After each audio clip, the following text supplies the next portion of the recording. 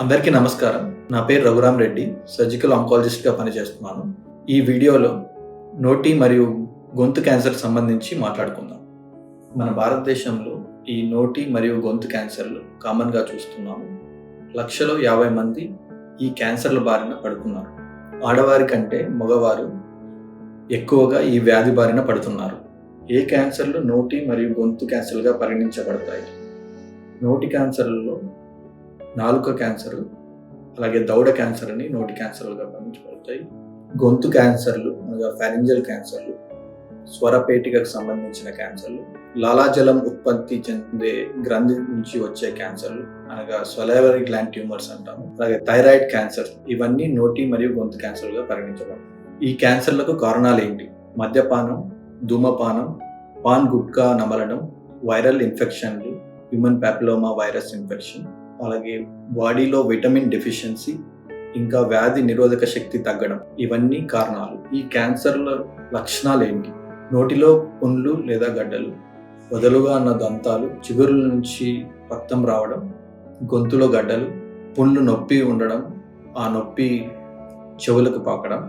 ఈ లక్షణాలు ఏమున్నా కూడా మీరు తక్షణమే ఆంకాలజిస్ట్ని కలవాలి. ఈ క్యాన్సర్లని ఎలా నిర్ధారించాలి? మొదటిగా క్యాన్సర్ డాక్టర్ని కలవాలి. వాళ్ళు లోపల పరీక్ష చేసి ఈ పుండ్లు కానీ గడ్డలు కానీ ఉంటే చూస్తారు.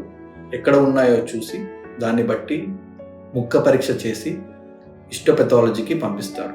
దీని వలన వ్యాధి నిర్ధారణ అవుతుంది. తర్వాత సిటీ స్కాన్ లేదా ఎంఆర్ఐ స్కాన్ చేయవలసి ఉంటుంది. ఈ సిటీ స్కాన్, ఎంఆర్ఐ స్కాన్ ద్వారా వ్యాధి ఎంత ప్రబలిందో తెలుసుకోవచ్చు. ఇంకా ముదిరిపోయిన వ్యాధి ఉన్నప్పుడు సిటీ చెస్ట్ కానీ, PET CT scan whole body కానీ చేయాల్సి ఉంటుంది. ఈ పరీక్షల ద్వారా వ్యాధి ఏ స్టేజ్లో ఉందో తెలుసుకోవచ్చు. ఈ వ్యాధిలో 4 స్టేజ్లు ఉంటాయి. 1, 2, 3, 4. స్టేజ్ని బట్టి మనం ట్రీట్మెంట్ నిర్ధారిస్తాం. ఈ క్యాన్సర్లకు చికిత్స ఏంటి? చికిత్స 3 రకాలుగా ఉంటుంది. సర్జరీ అనగా శస్త్రచికిత్స, రేడియేషన్ అనగా కరెంటు పెట్టడం, కీమోథెరపీ అనగా ఇంజెక్షన్ ట్రీట్మెంట్ ఇవ్వడం. ఎర్లీ స్టేజెస్లో అనగా స్టేజ్ 1 అండ్ స్టేజ్ 2లో ఏదో ఒక చికిత్స సరిపోతుంది. అనగా సర్జరీ కానీ రేడియేషన్ కానీ సరిపోతాయి. 3వ స్టేజ్లో ఈ 3 రకాల చికిత్సలు అవసరం పడతాయి. చికిత్స అంతా అయిపోయిన తర్వాత కూడా వ్యాధి మళ్ళీ తిరిగి వచ్చే అవకాశం ఉంటుంది. అందుకు గాను పేషెంట్ రెగ్యులర్ ఫాలోఅప్లో ఉండాల్సి ఉంటుంది. అనగా ప్రతి 3 నెలలకి సర్జన్ని కలిసి చూయించుకోవాల్సి వస్తుంది. ఒకవేళ వ్యాధి తిరిగి వస్తే వెంటనే ట్రీట్మెంట్ చేయగలం.